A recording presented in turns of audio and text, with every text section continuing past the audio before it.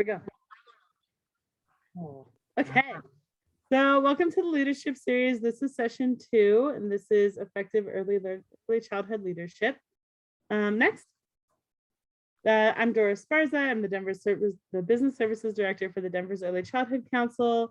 This is Lucy Davis. She is one of our consultants for business services and also a business services coach.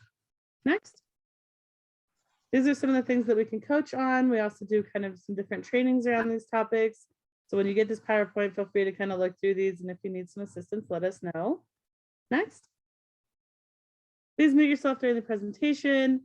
This is a small enough group that there are times where we might say, feel free to unmute and just kind of share with us what you're learning or what your thoughts are, and that's totally fine. When you go to a breakout room, we do ask that you turn on your camera and unmute, if at all possible, just because that interaction is important. Add and information into the chat box, and then we will also be sending you these resources as well. And they're in the chat is that link that Lucy put in there to register to make sure that you get all these resources. We do have this recording that we're recording and we'll upload it to YouTube, but usually that takes about a week. So the recording goes kind of a little further behind the steps and things like that. Next. So again, you're filling that out with your personal email so we can get you all of these resources, the presentation, the slides, any quizzes we do and things like that. Next. Oh, and I just want to point out that when you get the resource file, it will have a copy of this presentation and all the hyperlinks are live. So you can just click on them. You'll notice there's hyperlinks throughout this presentation. So this is session 2 of a 5-session series to support administrators in understanding leadership.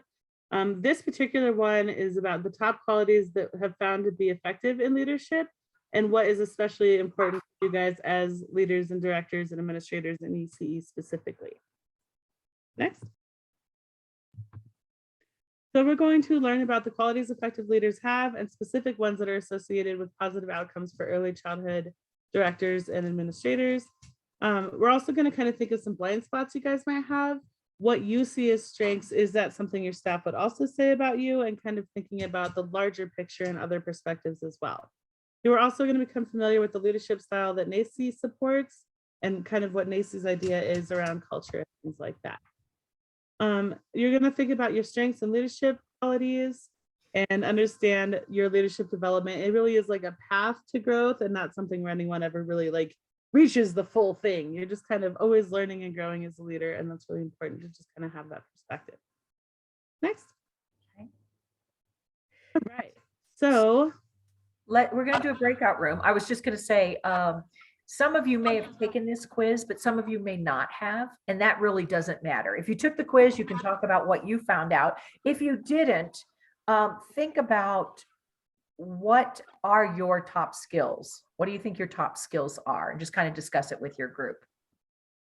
And if somebody finds out that that you are close friends, people will be looking at you as a microcosm, and really focusing in on things that probably really aren't there. Do you know what I mean? That can happen also. So I think that's a good point. That was something that a bunch of people brought up in when we did this class before, and I thought that was just worthwhile kind of throwing that out there.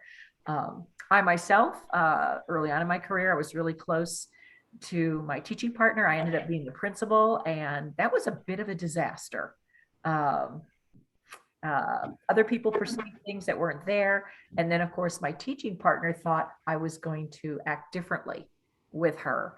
And woof, that was a couple of years of rough navigation. It really was. And to be honest, I lost a friend over it. We ended up not being friends because her perception of how I should treat her was different. So that's a very good point. Thanks, guys. Perception is reality, apparently. Yeah, it's unfortunate, but it's true. Yep. Encouraging personal and professional growth. So investing in staff growth for courses, trainings, anything they want, especially if it's a strength or if it's a weakness, either one. If they want something about social emotional teaching, anything you can do to try to help them is really, really important. And then investing in their personal growth as well. So where do you see yourself in 5 years? How can I help you get there? Anything like that, social emotional growth, communication. Just empowering your staff to feel like they can stand up for themselves and have conversations. I know lately I've heard a lot of interpersonal conflict happening in sites. So, you can have a coach come in and kind of help them and do some reflective supervision with them, but really thinking about, how can you grow as a person? How can I help you so that when you leave here, you're able to succeed? Providing appropriate challenges for them, delegating things. I know also there's kind of a weird thing with delegation about, and do I have to pay them more if they help with the food program? Or, what if I'm giving them more work, isn't that a bad thing? And I guess it could be, depending on how that person is perceiving it or if they want to do it. But also, like, if they want to be a director or a lead teacher or something, like maybe those tasks are things they have to learn to do. And if they don't have the opportunity to learn, they'll never know how to do that. So kind of thinking about those things as well. Next. You would have to ask Chloe. Having a positive attitude. So focusing on the good in any different circumstance, being solutions oriented and trying to think about how you can work through different things is very, very important. Okay. And then displaying enthusiasm and confidence. It's hard. It's kind of one of those things where you just have to fake it till you make it. Like, even if you're not sleeping well or you don't feel good, like, either acknowledge that to everybody and just kind of front yourself out that way and be like, I am grumpy today, but I am trying. But, or you can just try to really be positive and see if you can spread that around. Or if you notice your staff is having a hard day and like it's a Monday morning and everyone's cranky, like, how can you kind of make that better and what can you do to really help them? The positive attitude is important. Next. Teach, not tell. So a lot of leadership kind of comes down to coaching as well. Like, how are you coaching them through interactions? How are you coaching them on their personal growth, professional growth? How are you coaching them to have better relationships with their co-teachers, coaching them on technical skills? A lot of like teaching and listening and asking questions as opposed to telling people what to do. Like, so, okay, you're having an issue with your co-teacher. Let's talk about some different ways you could handle it. What happened? How do you think she thinks that went? What's your perception of the situation? Like, really coaching them through that is very helpful as a leader. Next. Setting clear goals and expectations. These are things where, if you don't know where you're going, this is that navigation part. Where are you trying to get to? Are you trying to get rated at a level 4? Are you trying to increase the amount of CCAP families you're taking? Are you trying to implement a new curriculum? Are you trying to add more social emotional capacity to your staff? Anything like that. And then how can you measure those things? And this is something great to get some inclusion on with your staff. Like, okay, guys, let's think about one goal we want to do in the next year. Is that more social emotional, aspects of the classroom? Because we're seeing a lot of challenging behaviors. What are some steps we could do for that? How are we going to measure that? What kind of trainings are available to you guys? And are you willing to take them and able to take them? And then really, what does that look like once we're done? Like, if we spend the next year focusing on social emotional support, how does that impact the center after a year has gone by? And being really clear about what all those steps are and making sure they're trackable and you can be accountable for them as well. Next. Direct feedback. So when providing feedback, I think we have like a whole section on this somewhere. Next week. Yes, next week. I think there's a couple slides, there's another slide, but next week we talk a lot about feedback. Yes. I think feedback is something that some people can perceive as being a bad thing or kind of scary. But people are trying to tell you those things usually to help you grow. And because they're comfortable enough to even tell you that to start with. So just providing direct, honest feedback is really, really helpful. And examples. If you have an example of something, that also really helps the person see what you're talking about. I just coached somebody the other day where the director had told them that their interpersonal skills were not very good, but couldn't give any examples. When I tried to coach her, I was like, well, tell me some examples you have seen of areas where your interpersonal relationships with your co-teachers aren't so great. And like, she didn't know either because she hadn't been given any examples. So she was like, I don't know what I'm doing wrong. I know I'm in trouble, but I don't really understand what happened. So it's really important to be able to give examples so people can really see what you're talking about. Having regular performance reviews with check-ins is also really important. I know that a lot of us are just doing that annually, but you don't ever want anything to be a surprise. So if somebody's doing great, you want to make sure that they know that they're doing well. And if somebody needs to work on something or you have some feedback for them that might not be super positive, you want to make sure you're kind of giving that as things go along, because you don't want to wait for a year to tell them that, 9 months ago, this one thing they did was a problem. Celebrating successes is also really, really important, and making sure that people see that you see they're doing well, or that you see they're working on it, or that they're taking trainings and growing. All of that is really important. And then thanking staff for specific work and effort. So part of this feedback you can provide is to say, I see that you worked really hard on your newsletter. There was so much content. That activity you put in there was great. Those pictures of the art project were amazing. That specific thing of you did this larger thing well, these specific pieces were fantastic. Like that positive encouragement really helps them to continue those things. That specific positive recognition for what they're doing. You know, what's interesting is this is where what we're being told to do with children. Instead of saying good job, we're supposed, everyone said, or research says that children, when you say good job, sometimes they're not even sure what job they did that was good. They just think they do. And so they always talk about being very specific. So it's obviously a human thing that we be very specific. If you're specific in compliments, you will get that action again. And if you're specific in something that is undesirable, hopefully that item will dissipate or you won't see it again. So that specificity is really important. Mm-hmm. Mm-hmm. And then personal leadership feedback. It's really important to receive regular, formal, anonymous feedback about your leadership. I think, when you're hearing things and people are feeling confident and comfortable enough to tell you that, even in an anonymous format, it's really important to listen. And one thing might be a one-off, but if you're getting 2 or more people telling you the same thing, that is really what you want to listen to. Okay, I'm having 2 or 3 people that have pointed out that I am not saying good morning to them. I have got to make more of an effort to say good morning to everybody and really make sure I'm doing that. And it might seem insignificant to you, but to them, it's enough of a big deal that they're going to put that. And that means something to them. Act on the results of the feedback that you're hearing and really see okay, this is an area I can grow in. You are probably going to get some feedback that's not super positive. You guys do a ton of stuff. You can't do everything perfectly all the time. It's just not even possible. But if you are seeing some of these things that you can work on, that gives you an area for growth and training of your own and some administrative coaching, business coaching with us. Hey, I got this feedback that they really want scheduling to be done in a different way. And I'm just really not sure how I can change it, but I see that they need this for me. So get some coaching on how to do that and we can talk about it. Transparency around goals and progress on achievement. So, I had somebody the other day that was I don't know if people really know what I do. And it's yeah, I think that's come up in this class too. Write down what you did all week or what you're doing that month. This month, we're working on getting our ratings done. This month, I participated in 5 hours of business coaching and, worked on our website or whatever that may be. Or if you just make goals based on your feedback. I've heard a couple of different things. This is what I'm going to be working on the next month or two. Please be patient with me while I learn and grow. That's okay. And again, that kind of shows that humility and just being on people's human level. And then seek feedback from a variety of perspectives, whether that's parents, teachers, anybody in the community you're working with, anything like that. Everybody has different perspectives and see you in different ways and capacities. So that's really good to hear different feedback on as well.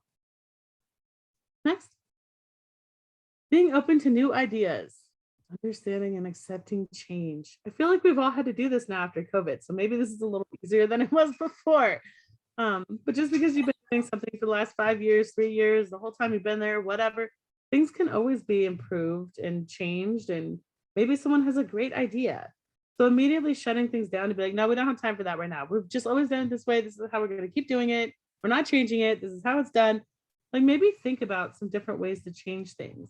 And now there's a lot more technology and innovation around child files and marketing to parents and sending them pictures. There's all kinds of stuff. So really see the other points of view and different solutions that people might have and hear that. Next. So the essential leadership characteristics and this personal motivation. So I think you guys have all kind of heard about the Maslow's hierarchy of needs. When thinking about that in an employment situation, like there are basic things that people want, like they have usually their physiological needs at home. But if they are like hungry or they didn't rest well or whatever, like that can really impact what they look like at work and how they're performing. Safety needs, if people are feeling insecure about their jobs or they're just kind of feeling on the edge or they don't really know where they stand with you or other coworkers, like that can really impact their performance as well. And then the physiological, psychological needs are where we get into, that connection, that integrity, all those pieces that are really important just for them to feel like they belong there and that they're doing well. Prestige, accomplishment, if you can set up mentorships, any of those kind of things can help that. And then that self-actualization of really, getting to the potential of where they want to be. Like maybe you're helping them along the road to being a director or an assistant director, or they want to be a coach, or they really want to leave this field and go be an elementary school teacher, whatever that is, like kind of helping them along the way and really thinking about where they're at and what they might need from you is really important. Next. So common leadership blind spots, going at it alone. I think hopefully COVID has made this a little bit better for you guys too, because I know there used to be a really big director perception of like, I have to go by myself. I'm the one in charge. I need to do everything. I need to do everything well. I need to constantly try my best. Like that is a lot to put on yourselves. Having an I know attitude and feeling like no one can ever tell you anything and there's no improvements to be made because you already know everything. Sticking with an underperformer too long. This is definitely coming up as an issue for a lot of you guys from what I'm hearing, and having teachers that might be toxic or teachers that are just not doing well in the classroom or that aren't really following a curriculum or all variety of things, but nobody wants to get rid of them because you guys need that warm body in the classroom because of licensing and ratios, and like what a struggle that can kind of be. So it's a blind spot, but also something that I think right now is especially a challenge. Trying to do too much, avoiding difficult conversations. I think a lot of people in ECE are very like caring people. They're people.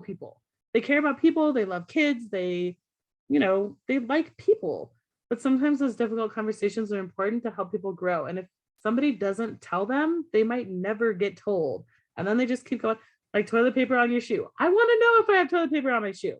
If you're just letting me walk around for like months with toilet paper on my shoe and no one's ever going to tell me, that is just a mean thing to do to people. So if you really care about them, sometimes those difficult conversations are really important to have, and it helps them, even though it is a hard thing for you to do.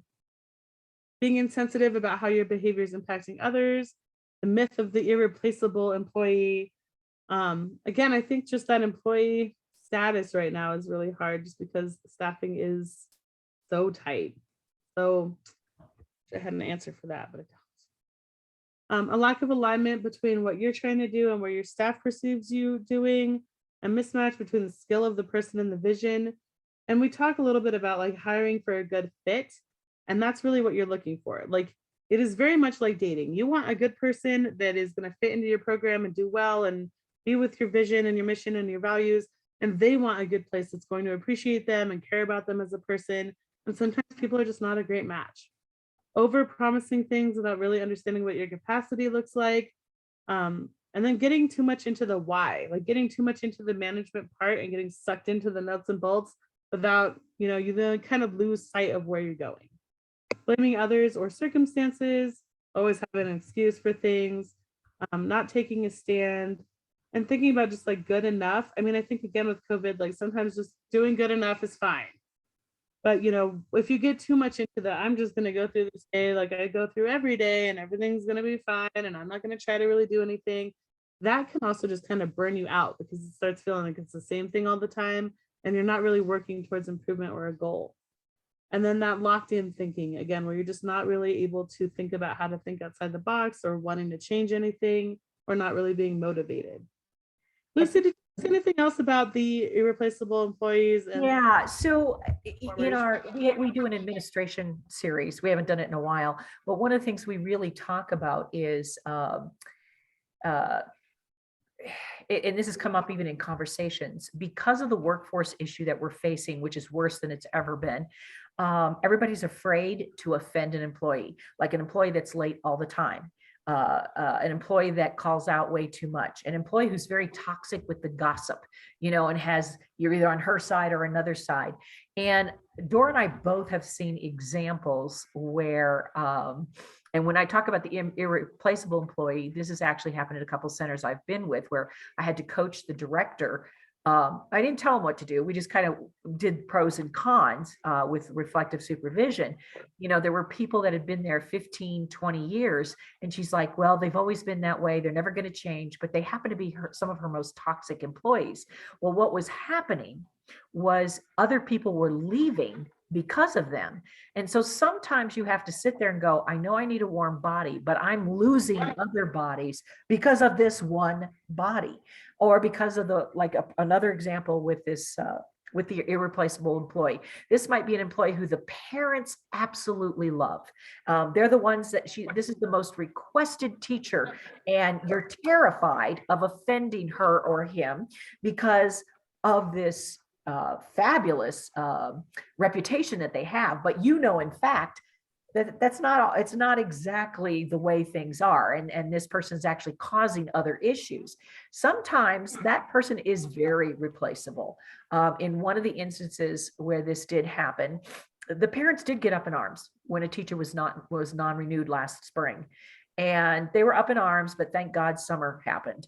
And then she got someone else new in. And what these couple of directors that I've been working with, especially during COVID, they have learned that it's better to overhire or just constantly hire, but get that toxic person out, because the toxic person was actually causing more problems. And so that irreplaceable body is not always as irreplaceable as you think. It's scary. I'm not going to lie. It's freaking scary when you have no one to fill in or you can't get a sub. But sometimes getting that toxic person out, in one of the centers, everybody chipped in when the toxic person was let go, and the director was amazed. The morale was horrible, and all of them were giving up their lunches to cover until she could get a sub, and she was floored. And what one of them kind of alluded to was, we were waiting for you to get rid of her. And that's why we're all willing to chip in, because you had the guts to get rid of her. So these are some things you need to weigh. I know it's scary. The employee that's always late, sometimes you need to sit down with them and say, do you realize that when you're late all the time, that pushes everybody's lunch, everybody's break, it causes us to be out of compliance, or, they need to understand the why. And sometimes you do have to kind of come down, not hard, hard on them, and do a performance improvement plan. But I am finding, Dora and I are both finding people struggling with this because of the warm body issue. I think at any time, feel free to call us and we'll help you talk through this. Now, sometimes there are things you can say, okay, this person's good, maybe I do this instead. The other thing is the locked in thinking. One of the things Dora and I have been learning about is different ways to schedule people, like doing a 4-day work week, as opposed to, and then kind of staggering people. That has really helped. A lot of people were terrified to do it. A few people have tried it in 1 or 2 classrooms. And it actually kind of spurred people going, yeah, I'd like to work 4 10-hour days. It's a different way of thinking and of scheduling. It's something to think about, maybe not necessarily jump into, but maybe to explore. So those workforce things can also, while they're scary, they may actually help you increase your workforce going down the line. Mhm. Mhm. Yep. So some of you probably, if you were with us last week, we sent a link to looking at the blind spots, but we also just talked about them. So hopefully you were able to note, oh yeah, that's something I need to work on. So in this breakout room, and Dora, let's go ahead and do 10 minutes. Yep. If you took the test, go ahead and talk about the results that you're comfortable talking about and say, yeah, I disagree with this, or no, they hit the nail on the head. And then the rest of you that did not take the quiz, we had that list there. Kind of think about, I'm sure there were a few things you went, yeah, I need to work on that. I know when the list came up, there were a couple that I would still have to work on, because I know they're my weak areas. Mhm. Yep. All right, so we will see you guys at 11:25.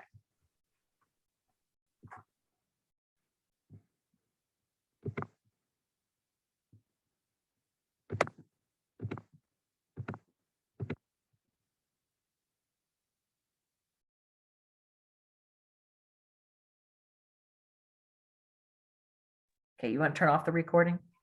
Yes. Brilliant, Lucy. Brilliant. I'm re-recording. Okay. Yeah. There we go. Okay. Sorry about that. So leadership is a word that can be often misused. Just because someone is an owner or a director does not mean that they're an effective leader. In fact, a new assistant teacher may be demonstrating exceptional leadership qualities among their peers. We just went over a couple of qualities important to effective leadership, and here are some more specific ones that have been identified by NACCE. And these are some attributes that NACCE, through their research, has said is really important to be an effective leader. One is to never stop learning. I think the pandemic, if anything, we're learning constantly about a lot of stuff, sometimes stuff that we never thought we'd have to learn about. But it also, too, once, we do need to spend a little time also looking into some more innovative things, maybe to keep your staff well, or feel appreciated, or or maybe just looking at how you do your staffing to make it a little more interesting or more amenable to your staff. And those are some things you might want to look into. And it's hard to do because you're just trying to stay open for tomorrow, and then to have to think of something new or creative. But it is something that maybe you might want to sit down with somebody and kind of talk about. I'm having an issue, or poll your staff. What would you like to see happen? We noticed Dora and I did a course several times on thinking about how you're going to spend your money. Dora, the sustainable grant money. And one of the things we talked about was just something as simple as making the lounge a lounge. Adding things like foot massagers and quiet headphones and chairs that recline, and just so that even if they're there for 10 minutes, they can have a little bit of a reprieve, and it's not in a workroom where the copy machine is being run, or in a closet because that's the only space. So if that's the only space, how can you make that closet a little more amenable? I left an architectural meeting just this morning for a nonprofit north of Denver. And one of the things, someone who's not in education, and I don't want to belittle him, he's donating a lot of time to this. First thing he said was, well, why don't we just get rid of the teacher's lounge, and their lounge could be in the workroom. And I let him finish, and then I kind of jumped in and said, can I just address this issue? And I talked about, the well-being, how staff don't feel appreciated, blah, blah, blah. They need a place to be quiet, where it's quiet, where they can hold a phone call or eat lunch in peace, or have a quiet conversation with friends. And it was interesting. He came around once I started talking about the fact, and then I even brought up the fact that, because I know he's a businessman, and I don't want to throw it in his face, but I as gently as I can, those of you that do know me, that's really hard for me to do. I also said, we're one of the only professions, because even a pilot can get up and go to the bathroom without asking, because they have a co-pilot next to them. We're one of the few professions that we're not even allowed to go pee without telling somebody and then having to wait until someone can take over for us. We're one of the few professions that our body functions, we have to say, whoa, you got to wait.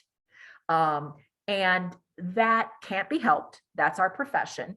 But, I think, and I was trying to explain, I said, so in every other area of working with a staff, we need to give them as much love, well-being, consideration, and appreciation as possible. So I just wanted to put that out there. So one of the things is also, we need to look at what leadership is a journey. Dora even talked about that at the very beginning. It's not a quick fix. And there's a good article here when you do get a hold of the presentation that you can read. Using reflective practice. If you've not had the opportunity to take that course, it is free by the state. They're a little bit behind, but go ahead and sign up. It's under the coaching area. If not, buy the book. The book is pretty self-explanatory. It's only about $25. And it is a good technique to use with your staff, like someone that's late. Instead of just saying you're late, although sometimes that's all I want to say is you're late, you're screwing it up for everybody else.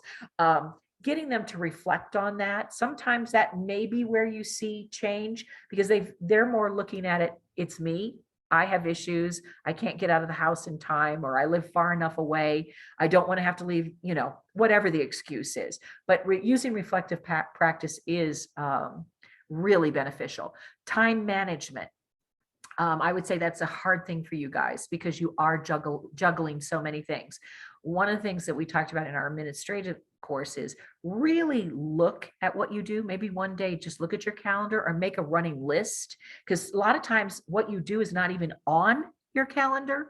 What can be delegated? What is a non-thing? Like sometimes I find myself doing this.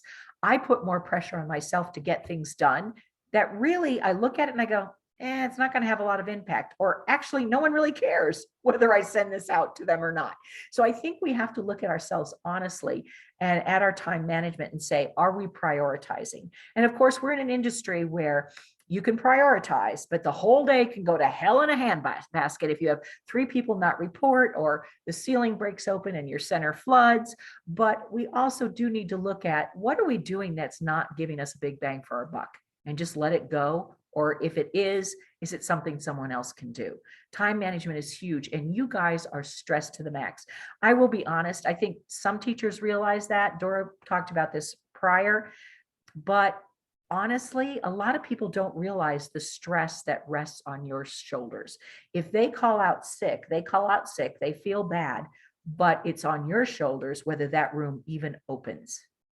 And that's enormous. I know a lot of you the night before or that morning, or you're already at the center and somebody doesn't call in until 5 minutes before they're due.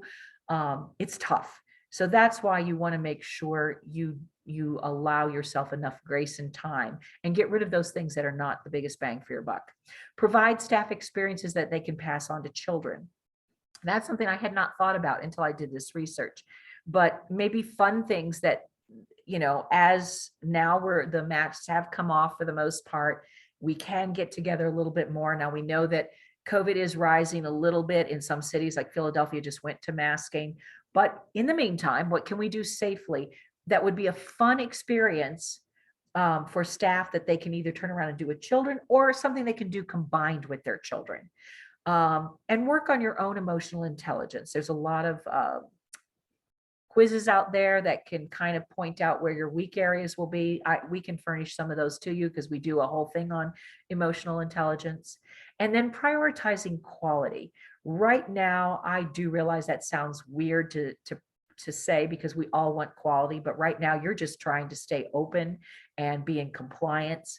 But when you can, you do want to prioritize quality. And then Dora kind of addressed this a lot with professional development, with delegation, but setting your staff up for success. Like if someone is struggling, is there something you can particularly give them something to do, to be in charge of, or to be the spokesperson for, where they can have a little light shine on them, and they can feel a degree of success. Because honestly, this is a tough career. Parents do come by and do say, you're doing a really good job, or my kids really enjoy being here. But I don't think any of us hear this enough.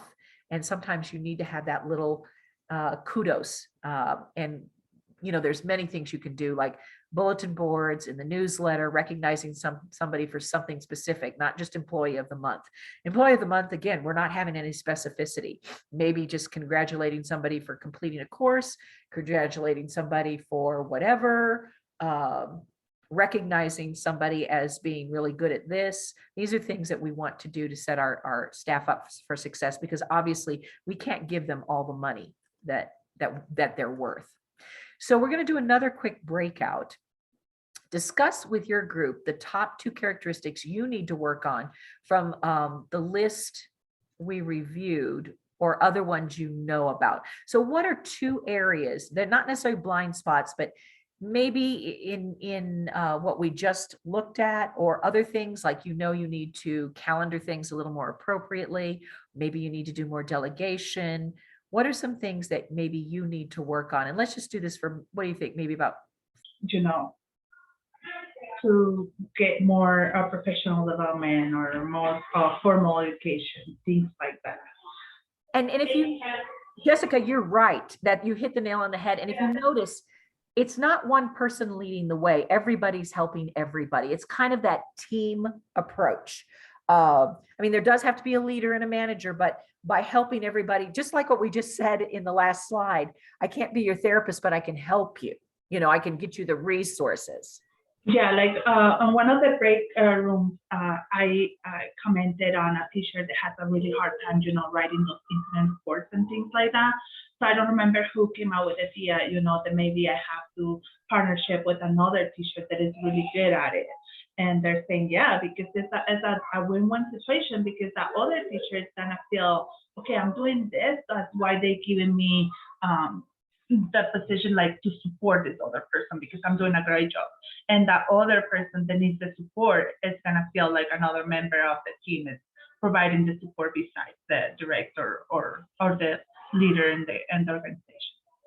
Jessica, that's perfect. That's absolutely perfect. And that's kind of, and maybe we weren't very articulate about the delegation, but that is another form of delegation and also builds a core strength. That's perfect. And that really is the definition or an example of facilitated leadership.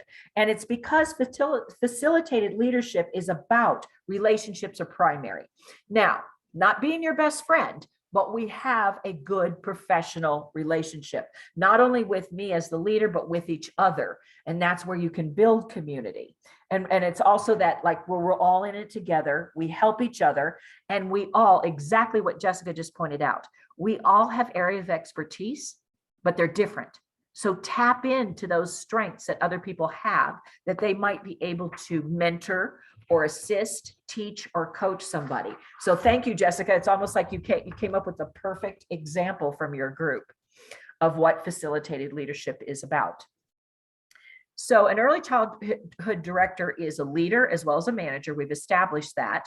And we're going to go over the manager focuses on people, on problems, and on tasks. So they're kind of like, here's the facts, ma'am. The management part is factual. Somebody's not come in on time. I've got to figure that out. I got to figure out staffing, enrollment, whatever. But a leader must tend to the managerial functions while bringing them into focus with the program's shared vision, mission, and goals. We actually have a course where we do talk a lot about this, but if you do need to have some help, call Dora or I about helping, like maybe you need to revisit your vision, revisit your mission. One of the things I see in a lot of centers and even schools, they have visions and missions that really, they're highfalutin. They go on for a half a page. And one of the things I learned in mission building is, quite honestly, your mission should be able to fit on a t-shirt. If it's an entire paragraph, you need to figure out how to winnow that down. Like, is it kids first? Is it whatever? And maybe you have more than one sentence, but can you narrow it down into, this is our mission? And then using that mission and vision to guide the type of leader that you want to be and to guide your decision making.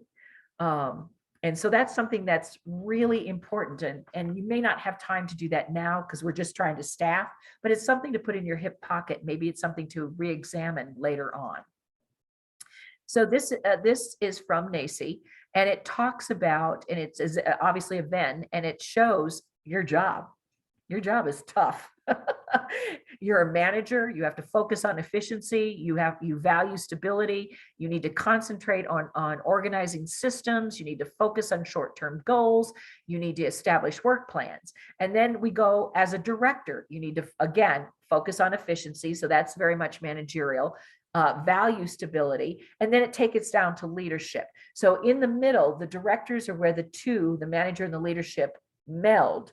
But then there's also areas where being a manager and being a leader, the leadership skills are a little bit different. But there is an area, sweet spot in the middle. If you can NACI kind of in their research says, if you can really focus on the middle area, that's the place to start.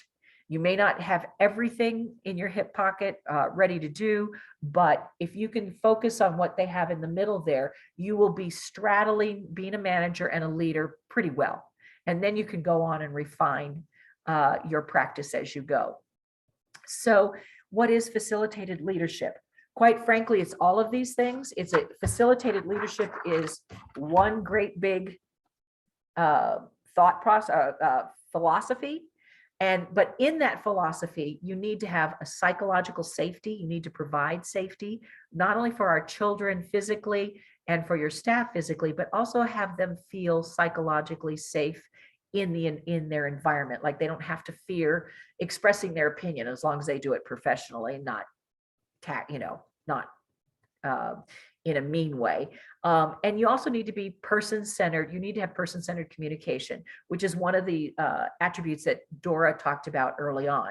And then, of course, if you have good relationships, good processes, you should yield good results in general. Now, this is also something that's always flowing and going. We know that as soon as a staff member leaves and a new staff member comes in, the equilibrium is adjusted. You have to build back to that. But this is kind of a picture of what facilitative leadership encompasses.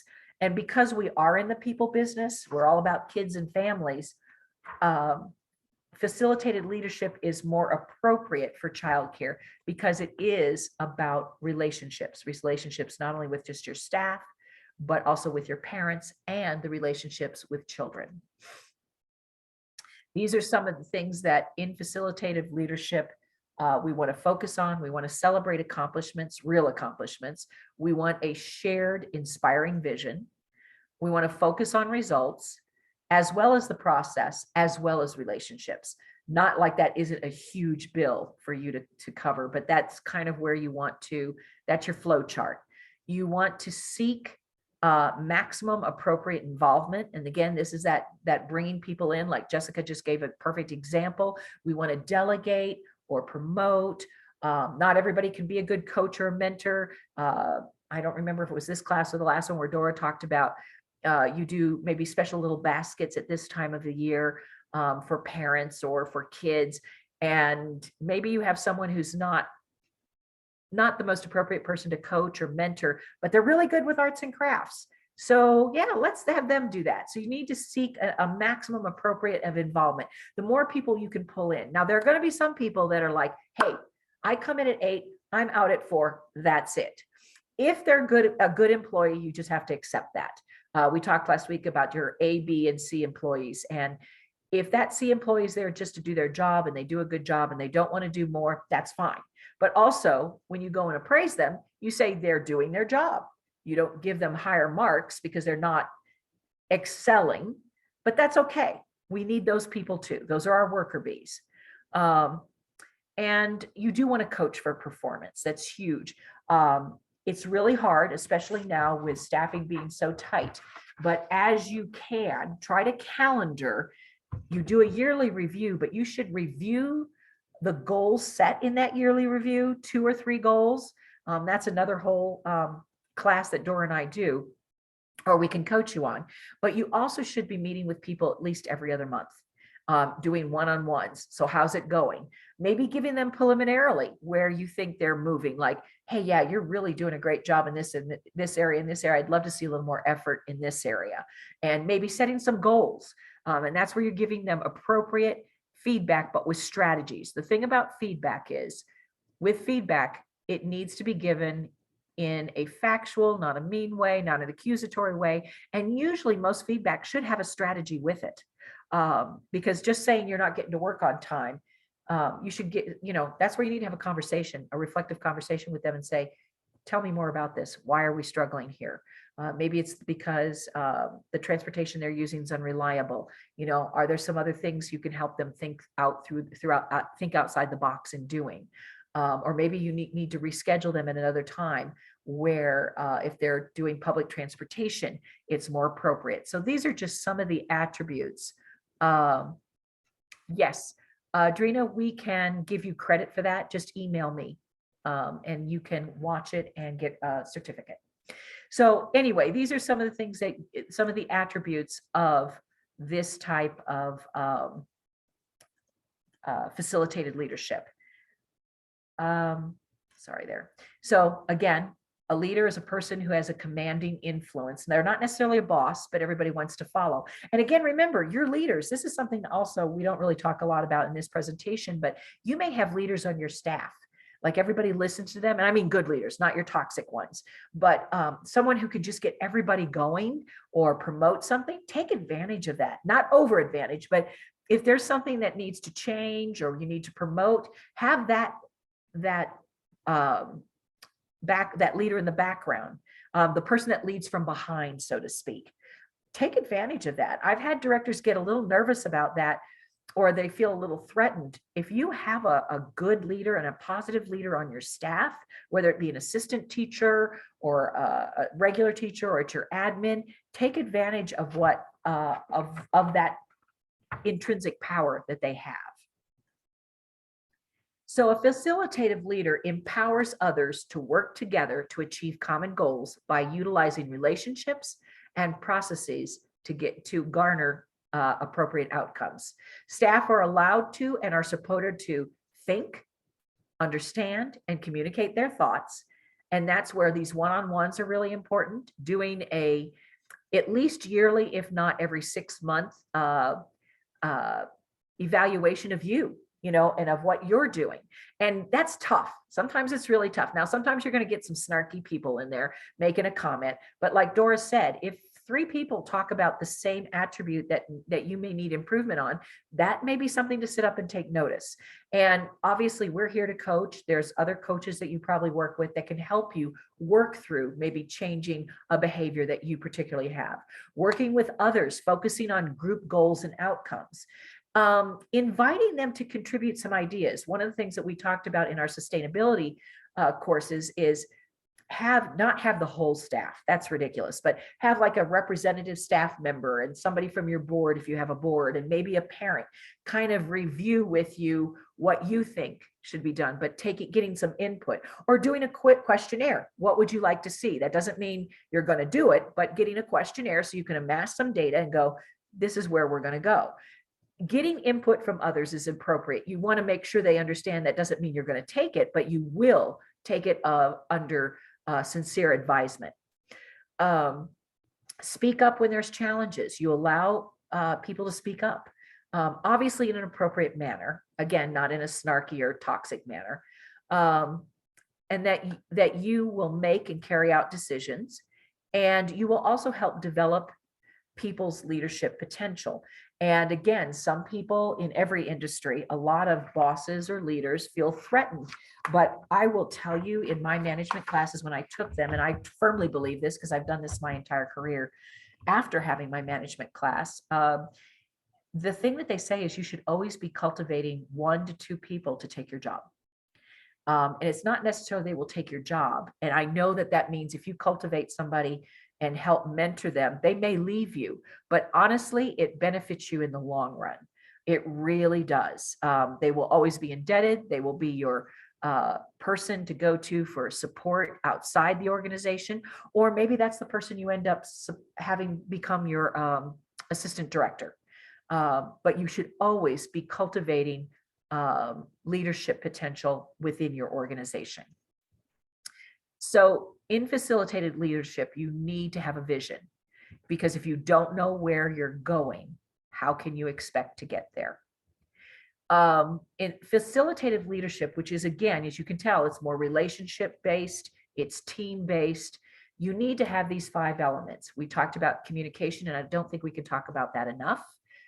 That's one of the most misunderstood areas, and all of us have communication flaws in one way, shape, or another. It's just a constant improvement that we all need to work on. Having humility, being reliable, having competence. And that doesn't mean you do everything, even if you can't do everything or you're not competent in every area. Like maybe TS Gold is not your thing. It's not your jam, but you have somebody on your staff you can rely on to do that. So you're competent enough to get people the help they need. And then, like I said, the number one thing that in every industry that was voted on by employees is having their leader or their boss have integrity. That's huge. And of course, unfortunately, in the last couple of years, I'm sure there's been a lack of integrity in all of history. It's just that it's really out in front of us with news, media, and other forms of communication. I think all of us are amazed at how much there is a lack of integrity. And so, you know, we have to start somewhere. And if we can start in our centers and instill that in our children and families, it's a good place to start. Facilitated leaders see possibilities. Now, it doesn't mean you're going to do them all, but you know that there's other possibilities, like expanding into another room, inviting parents in to be more participatory now that they can come back into the centers. Even if you're not bringing them totally in, are there things that they can do to support the center? Like you might have a mother that does a great job and would love to write your newsletter. You give her the facts, the mother or the father or whoever puts the newsletter together, you proof it and move it on. Again, just inviting and seeing other possibilities, looking at things differently and adjusting those views as needed. You can't do it all the time, but just being open to that. So here's a real quick thing. I'm going to give you like a minute. How many rectangles do you see? So I'm going to just, very hard for me to do, be quiet for 1 minute and put it in the chat box.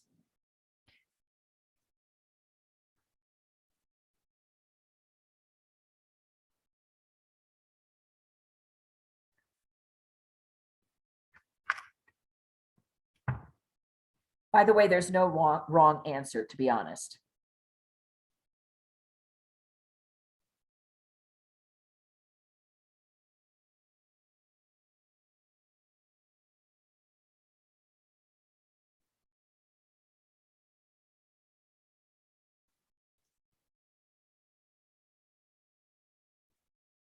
Okay, so just about everybody's replied, sorry. So this is interesting. I actually lost the actual number. When we put this together, I had it in my notes and I don't know what happened. It dropped off. It's evidently over 3,000 in the way you combine the different rectangles. So it's not meant to, yeah, I know, Sarah.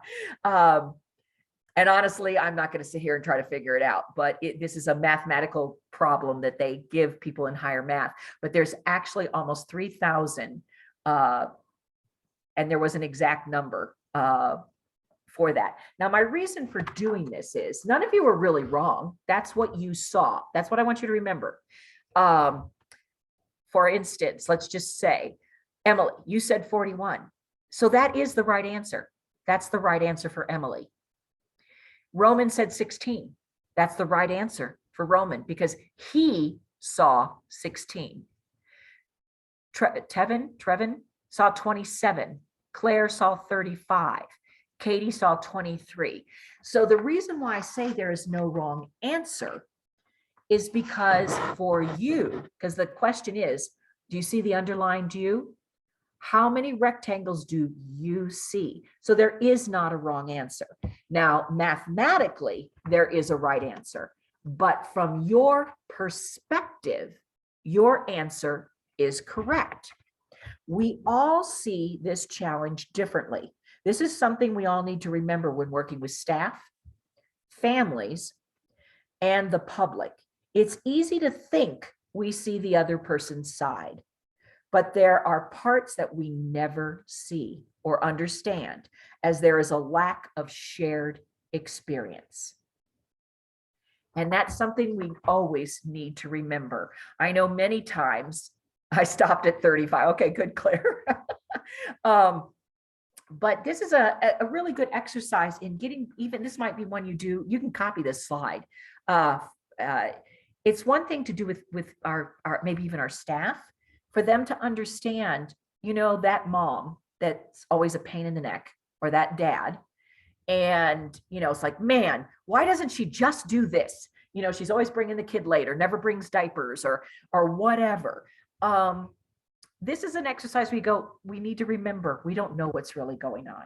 Even when they tell you, well, you know, I got out of the house late, or I'm going through a divorce, or I'm living in different area, it doesn't matter. They're giving you still only pieces. You still don't see their 360 view, just like we don't see your 360 view. And it's one of those things, Dora and I use this term throughout the pandemic when we were doing other trainings, using the term grace. We need to give people grace. And right now in social media and every place else, we're seeing wonderful things. People are being lovely and, you know, paying for the next person's coffee or giving a compliment, but I don't think we're seeing enough grace. Sometimes things aren't going the way we think they should go, or people are thinking in a way that we don't think. And we just need to give people grace. As long as it's not affecting our children in the classroom. And I know people are aggravating, maybe even your teammate on certain days or whatever. We just need to take a deep breath sometimes and just go, okay, this is what it is. This is their experience. It's aggravating to me. Maybe later on a conversation can be had, like to help that parent to remember diapers or whatever. But at the same time, to immediately rush to condemning them, we need to be very cautious about that. And I thought this was a good exercise to bring up. So facilitated leadership is also about seeking new strategies. And we don't have the time or the bandwidth to talk about many new strategies, but taking courses like this, other courses, you know, like maybe one on staffing, you know, doing creative staffing. It's almost now 2 summers ago, I sat in on a national meeting, and it was about COVID, but somehow staffing came up, and I was apprised of a lot of really interesting ways to do staffing. And that brought about more, the people, what do I want to say? When I've talked to some directors about it, some of them have even played around with it, you know, even the extreme ones, like 4 days a week, having people work 10-hour days like nurses do, and everybody gets 1 day during the week off. You'd be surprised, for mental health reasons, that's great. Now, there are some employees that are like, nope, can't do 10 hours, and that's fine. Some people, if they have a big enough center, they're able to navigate and do that. If you have a small center, it may not be. But there's just ways of looking at that. If someone does better coming in later in the day, maybe you have to switch up, not just giving them what they want, but if they're an employee you want to keep, maybe kind of strategizing and using them to their best potential. And just thinking new strategies of marketing. But just kind of seeking new strategies. That's what a facilitated leader will do. So I thought this was kind of a cute cartoon. And it is a communication issue, if you see here. And that is why we lift on 3. You can tell the patient fell on the floor. This is a perfect example of not being communicating well. Do we go 1, 2, 3, lift, or do we lift on 3? And what this cartoon's obviously, what obviously happened is they didn't decide exactly on what the protocol would be. They all thought on 3, you know, 1, 2, 3 had something to do with it, but not when to lift. So that's actually where we do fall down on some of our communication. And I would say every one of us do in one way, shape, or form. So here is the facilitated leadership graphic that I had showed you earlier. Hang on, I'm wondering if I'm screwing up here. No, that's right. So here are some key assumptions about facilitated leadership. You manage relationships, processes, and outcomes, but you must know about your own self to support others. So this is the tough part, because you're trying to take care of an entire staff, but are you taking care of you? And I know you've probably heard this a lot of times. And if you're like me, a lot of times you're kind of rolling your eyes purposefully or internally going, it would be nice, but I don't have time. But one of the things that Dora will always say is we need to make time.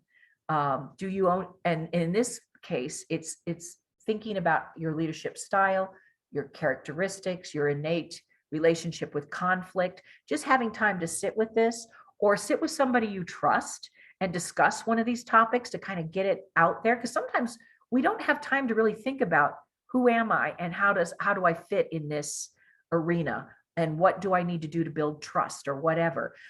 You have coaches. If you're in Denver, you have a Clayton coach, a council coach.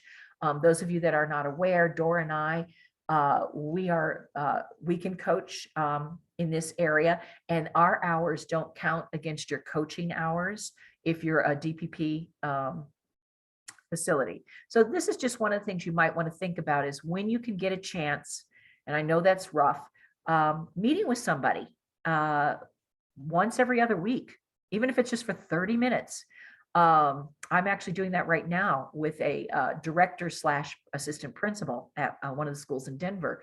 And it was actually her idea, because she said, like, I have no one to talk to, no one to just bounce ideas off.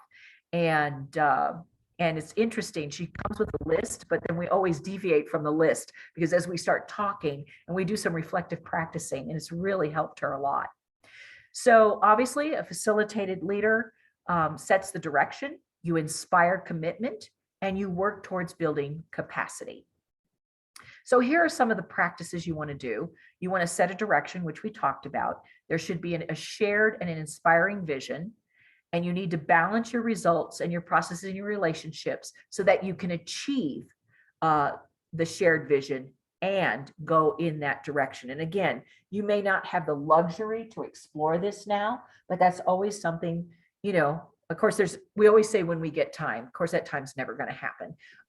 But maybe scheduling it in or putting it on a tickler file that, hey, I'm going to re-look at our vision and our mission in about 3 months. Maybe I And could. I would also say, like, yes, it's hard to find the time, but if you don't find the time to figure this, you are just in the car and you're lost. And like, maybe your car is not even working that well right now. Like if you don't ever take that time, then where are you going? Like, where do you get to? Are you just keeping the car running forever? Like at some point you have to make it a priority to figure out where you're trying to get to and where you're leading people to and what you're doing in a bigger way than just, I'm going to keep this car running. Exactly. And honestly, this is where maybe you do like the principal director I'm working with, where we meet every other week, and it's a meeting. And even if something happens at school, she'll send me a text, but we make sure we reschedule within that week so we don't lose that time, and maybe it's once a month. Maybe that's all you can do a month. I know that we're able to get out and about, and if it's not us, it might be your Clayton coach, where you guys can go meet for coffee, just to get away from the center, and to have a breather and just have a reflective conversation. I will tell you, all of our coaches are open to that kind of thing, and it may be something that you need. Another practice is inspiring commitment. You want to practice maximum involvement, which we talked about before. You want to create pathways to action. So sometimes it's like I told the director one time, sometimes you have to almost create jobs for people to do, but then eventually it becomes a part of what you do, and it becomes natural. And then you want to facilitate agreement. And now that doesn't mean everybody agrees to the same thing. It means that we've all discussed it, and the facilitating agreement means, okay, we don't all agree with this, how to get there, but we all agree we have to get there. And since majority rules, or this is what's more appropriate at this time, we all agree that we're going to go in that direction and do it that way. You want to build capacity. We talked about that already. That's priming people to move on in their leadership. And some people don't want to be a director, but they like the idea of being a leader. Maybe you have someone that's really good with the curriculum and it starts out as volunteer, and then maybe eventually you toss them a stipend every couple of months, because they're the ones that help people write lesson plans or motivate people into using the curriculum appropriately, or TS Gold, or whatever assessment system you have. Those are all things that you can do in building capacity. That brings about great quality also. So, leadership strategies. This picture illustrates the qualities of an effective leader. To be effective, one does not need to be proficient in all of these, but you do want to strive to being proficient in most of them and working towards the others. I mean, you have an impossible job as a leader, but you want to be aware of your weak spots, your blind spots. And even if you can't excel at them, just be aware of them. Maybe have somebody that you trust who calls you on things. Like if you do have listening issues, if you have someone you're close to and say, hey, I felt like you weren't really listening in the meeting, that kind of, whatever works. Or you have a coach that you can meet with and talk about what kind of strategies you can do to become better in certain areas. Effective leaders use the correct leadership style for any given situation. If you remember last week, we talked about the many leadership styles. Hardly anybody is one particular style. And like we all said, you may need to be dictatorial, at certain times because something has to get done, or it might be about safety, and that's fine. That has to be done right then and there. And then other times you may be more laissez-faire, letting people who know what they're doing do what they do and not, get in their business and micromanage. So, but you have to decide when to use those different types of leadership attributes. And we did talk about helping people maximize their full potential. Right now, there is a ton of help with, there's Teach Scholarship, there's money for ECE 101, 103, getting people to the right person. We have someone named Che Walker. She's our career navigator. You can always avail yourself of her help, and even have her, maybe you don't have the time to do it, but have her sit down with every one of your employees for 30 minutes here and there and kind of help them navigate where do they want to go in this career. And maybe someone just wants to be an ECT teacher every day, and that's fine. But sometimes people don't know that there's other avenues. And you want to energize and engage people. You want to make their work meaningful and purposeful. One of the things you can do is create your own leadership plan. Again, that might be something you do with someone you trust or a coach, and come up with, hey, my leadership plan is to decrease turnover by 20% next year. I want to achieve a level 4. Now, you're not going to put a bunch of stuff that's impossible, but you might come up with 2 or 3 things that you want to do, and then have somebody maybe help you craft this plan and come up with strategies how to get there, or you may know exactly how to get there. Here are some things you need to do if you want to craft a leadership plan. And you can always go back to this presentation and outline and say, okay, what is my vision? Where do I want the program to go from now? What's a good goal? What's a realistic goal? What are some barriers and what are some benefits? So just going through this whole process and coming up with your own leadership plan. Dora, did you want to jump in? No, I mean, I think it's a really good thing to work on. And some of this plan, like hopefully these guiding questions will help you be able to think through this from kind of like an outline. Exactly. And so it's something that you might want to do for yourself, because quite honestly, when you're sitting down with your employees and doing, hopefully you have an appraisal format for them where they set goals, because that is best practice, and they should set a minimum of 2. 3 is fine. More than 3 is ridiculous. And a goal should be one that you want them to achieve, a goal they want to achieve, and then maybe a goal that you both come to, say, yeah, I want to work towards this. And then that's where your one-on-one, you say, how's it going with this goal? Do you need more strategies? Do I need to get a coach in here to help you with this? So you have that for your employees, but who helps you with your goals?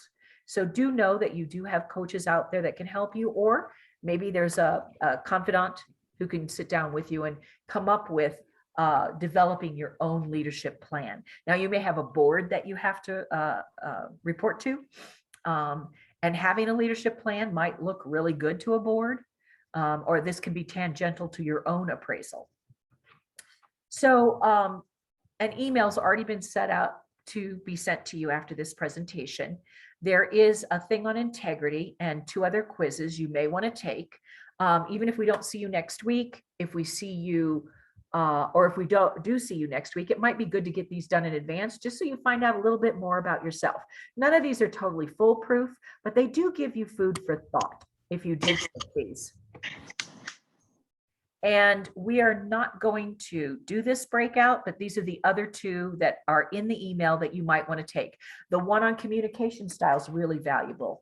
That might be one where you go, okay. And sometimes when you take these quizzes, sometimes you go, oh, I hadn't thought about that. I know when I've taken them, I went, oh, or I know the communication one, when I first took it about a year ago, I went, oh, I didn't think of that as a format for communication. So it was just kind of interesting and helpful. So this is who we are. Any questions or discussions? Anything anybody wants to bring up for the good of all? And then I did tell whoever, if you want to email me, I'll send you a way you can make up session 1 if you wish. I sent it already. Oh, did you? Thank you. Excellent. All right. Well, Lady. Yes. Yes. Anybody? Oh, there's something in the chat. I'm sorry, I didn't open up the chat. Thank you, Sarah. Thank you, guys. Have a good afternoon. We hope this gave you some food for thought and wasn't too stressful. Thanks for coming. Thanks for coming. See you guys next week.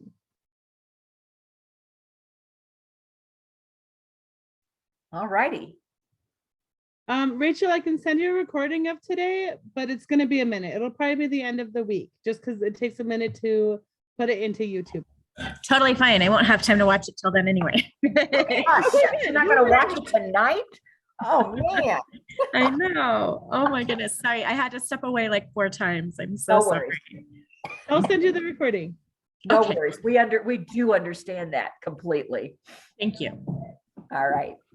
All right, you guys. We'll see you next week. Those of you that are able to show up. All right. Bye. Bye.